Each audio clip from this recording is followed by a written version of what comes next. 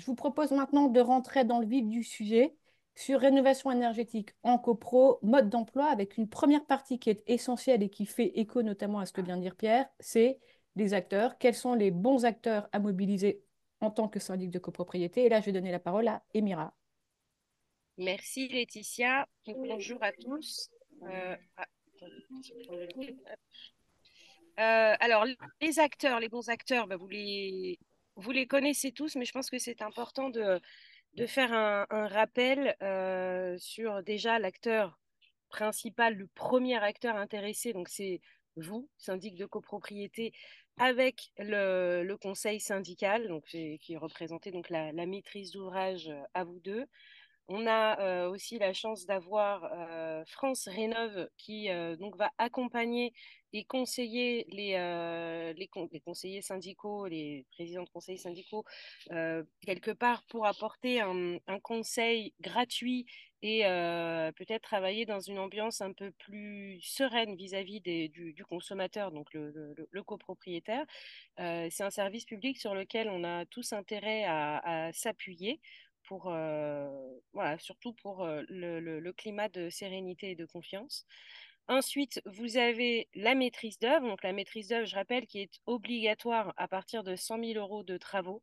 Donc, on n'est plus sur les projets habituels quand on fait de la rénovation globale en copropriété où on a une problématique technique de fuite et puis on va consulter directement les entreprises pour avoir des devis et passer directement le marché avec l'entreprise. Dans le cadre d'une rénovation globale, il y a beaucoup d'enjeux, beaucoup d'interactions, beaucoup de choses à organiser. Et donc là, le législateur a mis cette obligation de 100 000 euros, enfin de maîtrise d'œuvre, obligation de maîtrise d'œuvre à partir de 100 000 euros de travaux.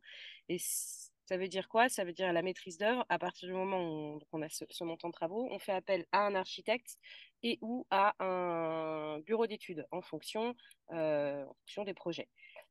Ensuite, on a l'AMO, pareil, l'assistant à maîtrise d'ouvrage qui est indispensable dans les projets de rénovation globale, d'autant que il est obligatoire si on veut bénéficier des aides et que sa prestation est prise en charge à hauteur de 30%.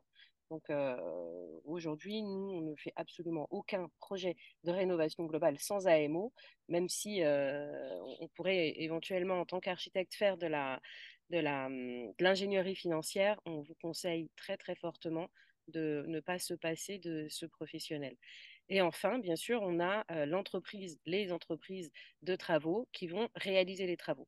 Donc là, on vous a mis les acteurs principaux, mais à côté de ça, il ne faut pas oublier aussi les diagnostiqueurs amiantes, par exemple, le coordonnateur SPS, qui est quasiment systématiquement obligatoire dans nos projets de rénovation globale, et le bureau de contrôle qui doit réaliser son RICT et qu'il faut faire intervenir le plus tôt possible en phase de conception.